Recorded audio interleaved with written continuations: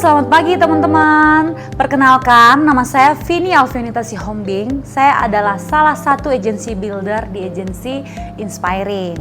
Nah, hari ini teman-teman kita akan belajar satu modul yang luar biasa yang udah disiapin sama Inspiring yang dikasih judul First Thing First. Teman-teman, setiap perjalanan besar selalu dimulai dengan langkah pertama yang tepat. Di sini kita akan belajar hal yang paling penting, yaitu mindset dan tujuan kita. Nah, what we are doing here, sebelum melangkah lebih jauh, penting untuk kita memahami sebenarnya apa yang sedang kita bangun di sini dan apa yang penting untuk masa depan kita. Nah, teman-teman, di sini kita bukan hanya sekedar jadi agent. Kita tidak sedang membangun sekedar profesi, tapi sebuah bisnis jangka panjang yang punya nilai, dampak, dan potensi besar bersama tim yang tepat. Dan kita bersyukur kita ada di Prudential dan di bawah naungan Inspiring Agency yang merupakan salah satu agensi terbesar di Indonesia. Nah, teman-teman, sekarang kita masuk ke pertanyaan yang paling dasar, tapi yang sangat penting. Sebenarnya apa sih asuransi itu? Nah, banyak orang yang tahu produknya, tapi belum tentu benar-benar paham fungsinya. Asuransi adalah instrumen keuangan yang memberikan perlindungan finansial saat kita menghadapi resiko kehidupan. Artinya apa? Dalam hidup, kita tidak bisa menghindari namanya resiko sakit, kecelakaan, bahkan kehilangan penghasilan. Nah, asuransi hadir untuk memastikan bahwa ketika resiko itu terjadi, kondisi keuangan kita tetap aman, tidak hancur, dan tetap bisa melanjutkan hidup dengan lebih tenang. Lalu teman-teman, apa pentingnya asuransi itu? Nah, karena resiko itu pasti, tapi waktunya kita tidak pernah tahu, dan tanpa persiapan, satu kejadian aja bisa mengganggu bahkan merusak kondisi finansial yang sudah kita bangun bertahun-tahun. Dengan asuransi, kita bukan menghindari resiko, tapi kita mengelola dampaknya supaya hidup lebih stabil dan masa depan tetap terjaga. Nah, teman-teman, di sini ada dua skenario. Skenario yang pertama, punya tabungan tapi tidak punya asuransi. Nah, jika terjadi yang namanya resiko hidup, maka akan ada namanya rawat inap di rumah sakit.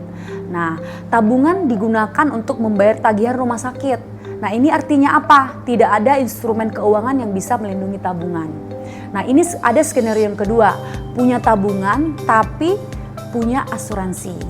Ya, saat terjadi resiko hidup, maka rawat inap di rumah sakit, asuransi membayar tagihan rumah sakit. Nah, asuransi di sini melindungi tabungan yang dipunya. Nah, jadi asuransi berfungsi sebagai pelindung keuangan, bukan pengganti tabungan. Nah, lalu di sini muncul pertanyaan penting. Apa sebenarnya tugas seorang agen asuransi?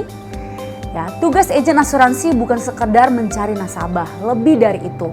Tugas kita adalah mengedukasi orang untuk memahami resiko dalam hidup mereka dan bagaimana cara melindungi keuangan mereka. Kita tidak hanya menjual produk, tapi kita menyampaikan cerita tentang kemungkinan resiko, dampaknya, dan solusi yang bisa melindungi mereka.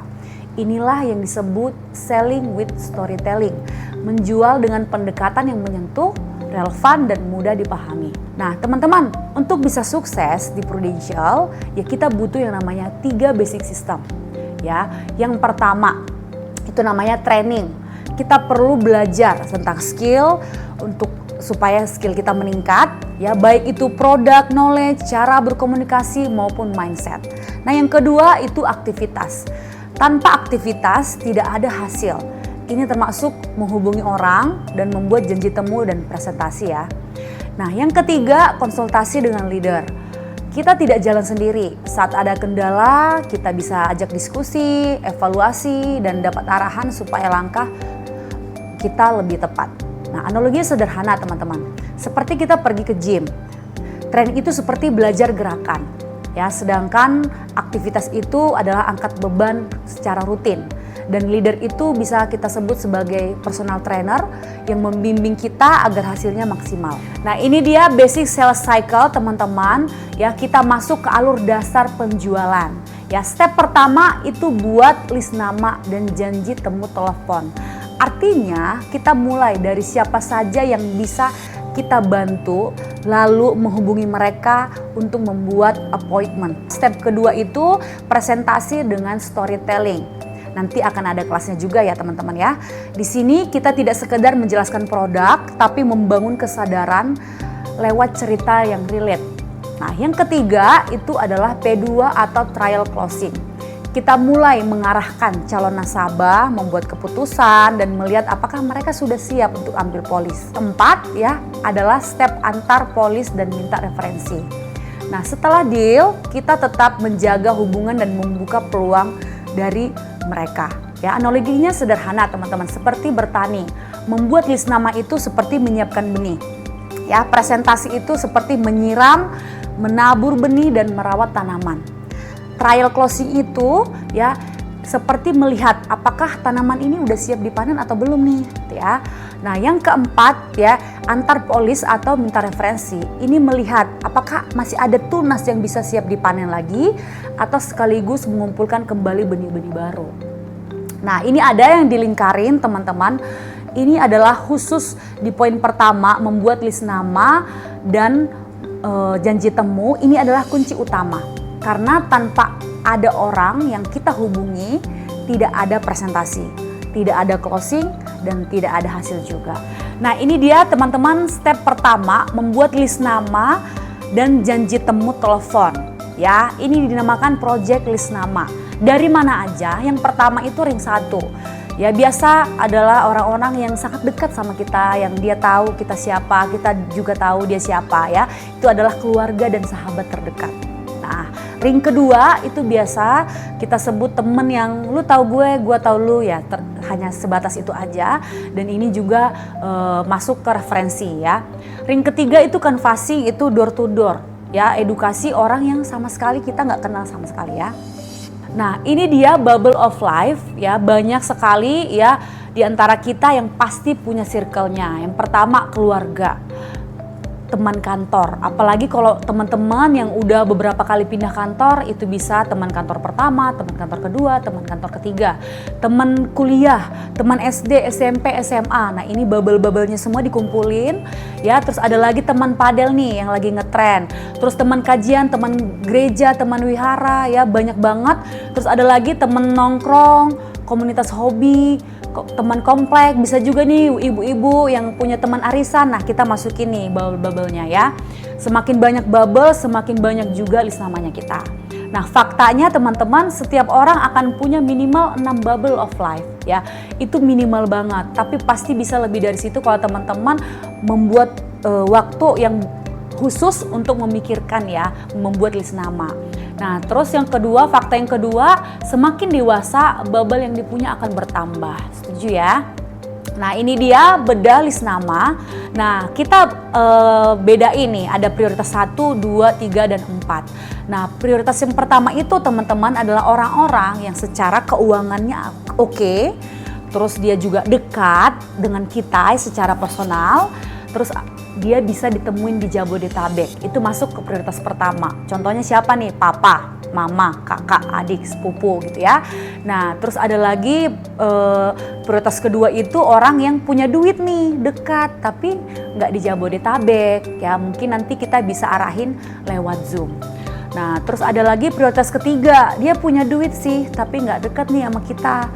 Terus di luar Jabodetabek juga ya, itu bisa masuk prioritas 3. Nah, dan lebih dari prioritas 1, 2, 3 ada prioritas 4, itu udah nggak punya duit, udah nggak dekat sama kita ya, jauh juga rumahnya Jabodetabek ya. Nah, itu masuk ke prioritas 4 ya, itu lebih sama seperti yang referensi tadi ya teman-teman. Nah, prioritas pertama ini boleh dilihat catatannya. Prioritas pertama adalah list nama yang dihubungi duluan ya untuk dibuat janji temu. Nah, prioritas kedua, list nama yang akan dihubungi setelah prioritas 1 sudah dihubungi ya. Prioritas 3 dan keempat selanjutnya. Oke? Nah, lanjut. Nah, ini yang paling penting nih, tadi udah aku info di awal, ini yang paling dasar tapi paling penting juga. Kenapa? Karena kalau kita nggak bisa bikin janji teman-teman, kita nggak akan ada closing, tidak akan ada hasil. Jadi teman-teman harus expert nih di bagian sini ya. Nah, apa nih yang perlu dipersiapin? Ya, ini teknis janji temu. Yang pertama, setiap minggu teman-teman harus siapin yang namanya 20 list nama baru yang mau ditelepon. Ya, ditelepon. Nah, list nama ini dari bubble-bubble tadi, ya, bubble of life tadi, ya, teman-teman bisa pilih tempat yang kondusif dan tenang. Ya, kalau boleh tidak terlalu ramai, karena nanti berisik pas kita telepon, orangnya akan, kenapa gitu ya. Tidak terlalu kondusif intinya ya. Terus selanjutnya telepon sambil berdiri agar lebih percaya diri terus excited ya. Terus kalau teman-teman merasa masih gagu gitu ya, aneh ngobrol bikin janji, teman-teman boleh bikin skrip ya, mulai dari ngomong siang beb, lu lagi di mana gitu ya, itu boleh dicatat ya, teman-teman tinggal bacain karena kan pada saat kita telepon dia nggak tahu ya kita lagi telepon ya teman-teman. Nah teman-teman, ini adalah skrip teknik telepon ya, nanti aku praktekin dan aku langsung nih nelfon temanku ya. Oke, aku telepon. Halo. Iya, halo. Halo Cat, apa kabar? Baik, Vin. Lo gimana kabarnya? Baik. Gue telepon bentar ya, lo lagi sibuk gak sih? Enggak, boleh. Gimana? Oke. Cat, gini nih bro. Gue kan sekarang lagi part-time di Prudential. Gue punya tugas untuk sharing tentang program Prudential ke 10 orang nih tiap minggu. Gue boleh ya sharing ke lo, Cat? Boleh. Gimana tuh, Vin? Iya, nanti kita enaknya ketemuan aja nih, kan udah lama nih kita nggak ketemu. Kira-kira enaknya Selasa atau Rabu, Cat? Hari Rabu boleh kayaknya. Rabu ya, jam pulang kantor atau gimana? Di kantor lu aja ya? Boleh, Rabu jam 5 di kantor gue. Oke, jam 5 di kantor lu. Kantor lu di Kokas kan ya?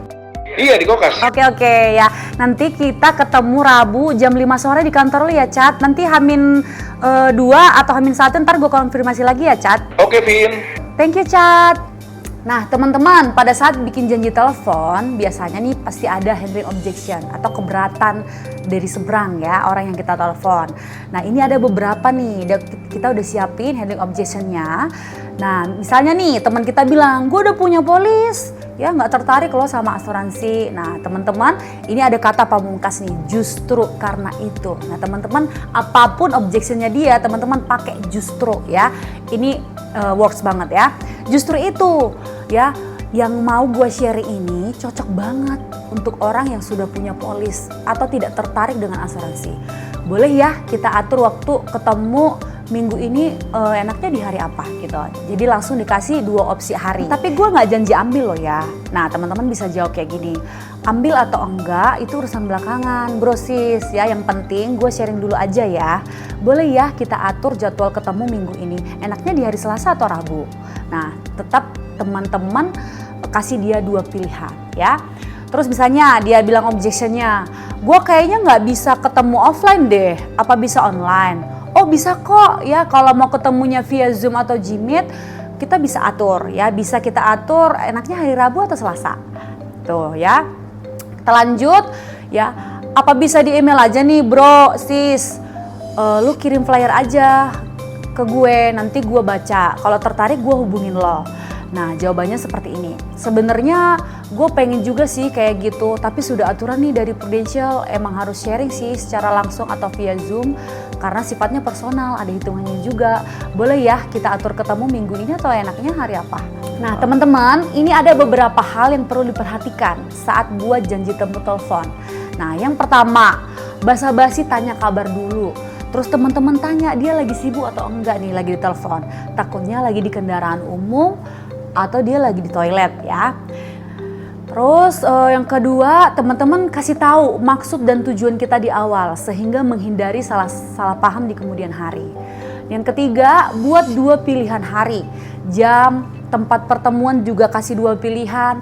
Pilihan hari yang kita pilih sesuai dengan ketersediaan waktu kita. Jadi teman-teman pastikan teman-teman kasih pilihan 2 ke mereka, teman-teman juga ready di hari itu, oke? Nah selanjutnya memberikan konfirmasi janji temu di akhir telepon, seperti kayak kesimpulan lah, ngingetin dia, kita ketemu hari ini jam segini di sini ya, gitu ya. Terus teman-teman jangan lupa say thank you ke mereka karena mereka udah mau ketemu sama kita. Nah teman-teman, hari ini kita udah belajar nih tentang bedalis nama, cara telepon, teknik telepon, terus kita udah belajar juga yang namanya handling objection. Nah, ada pepatah Tiongkok yang berkata, waktu terbaik untuk menanam pohon adalah 20 tahun yang lalu. Waktu terbaik kedua adalah sekarang. Kalau teman-teman dulu belum sempat mulai, nah tidak ada kata terlambat. Saatnya sekarang, ini adalah kesempatan yang baru, teman-teman ambil actionnya dan ambil langkah pertamamu untuk mulai aktivitas di Prudensia. Nah teman-teman, setelah ini jangan lupa untuk tonton video training berikutnya ya. Thank you teman-teman, semangat, bye-bye. Jangan lupa subscribe.